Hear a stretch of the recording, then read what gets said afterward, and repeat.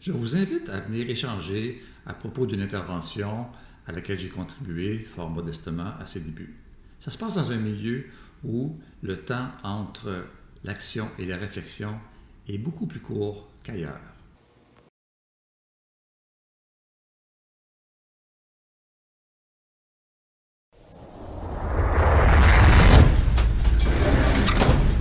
Regardez cette intervention. Les pompiers en réalisent comme ça des milliers chaque année. Un homme vient de faire une chute sur son lieu de travail. 3 pompiers interviennent, donc là vous vous dites, ils étaient 3, logique. Eh bien non, ce jour-là, ils n'étaient pas que 3.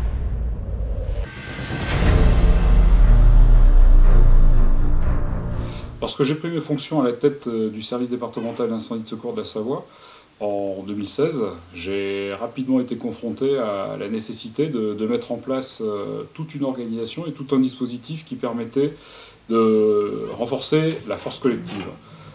Nous sommes confrontés, nous évoluons dans un environnement qui change, et pour relever ces défis, il est nécessaire de mobiliser l'intelligence collective. Notre objectif est de pouvoir évoluer vers une organisation agile, à travers différents contacts professionnels. Donc j'ai pris connaissance du co-développement que je ne connaissais pas. Nous sommes rentrés dans un premier temps dans une phase un peu expérimentale. Nous avons testé avec des petits groupes témoins. Au vu des résultats obtenus, qui étaient extrêmement satisfaisants, nous avons ensuite déployé de façon beaucoup plus large au sein des équipes. Et aujourd'hui, effectivement, cette expérience qui date de plus de 2 ans nous permet d'avoir d'excellents résultats sur notre capacité à mieux travailler ensemble. Au départ de l'action, notre principal enjeu était d'être à la fois un soutien à la conduite du changement et une aide concrète pour chaque individu.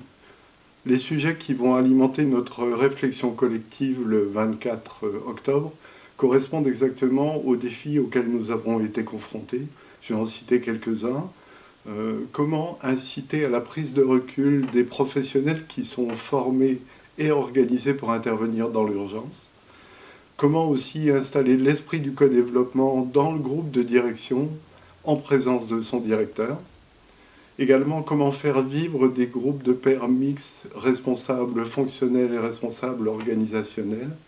Et puis aussi, comment pérenniser et développer la démarche au sein de l'organisation.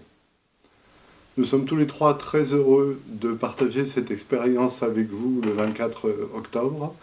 Et d'ailleurs, nous ne serons pas que 3, puisque nous serons en lien avec un groupe d'acteurs internes qui pourra apporter son témoignage à distance.